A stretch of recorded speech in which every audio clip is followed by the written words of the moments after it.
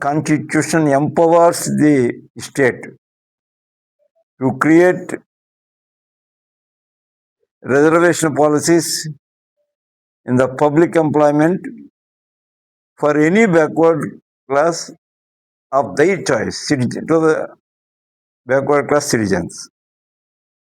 ఇంత స్పష్టంగా రాజ్యాంగం చెప్పినప్పుడు, రాజ్యాంగం ఆర్టికల్ 14 కానీ ఆర్టికల్ 16(4) కానీ ఇంత స్పష్టంగా చెబుతూ ఫండమెంటల్ రైట్స్ కూడా ఎవరు ఇష్టమైనటువంటి వారు మతాన్ని ఎంచుకోవచ్చు. అది ఫండమెంటల్ రైట్. అది ఆ ఫండమెంటల్ రైట్ని వైలేట్ చేయడానికి చేసే అధికారం మీకు లేదు. అది సుప్రీంకోర్టు చెప్పింది. ఇది కేశవానంద భారత కేసులో చాలా స్పష్టంగా చెప్పింది.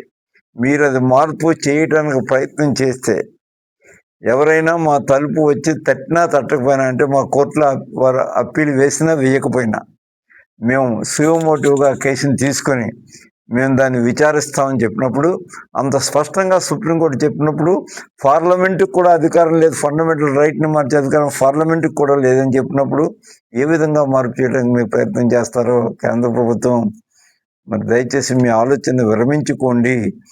ఈ విషయంలో మరి తెలుగుదేశం పార్టీ కానీ ఇతర రాజకీయ పార్టీ కానీ చాలా స్పష్టంగా వారి యొక్క స్టాండ్ ఏంటో చెప్పాల్సిన అవసరం ఉంది.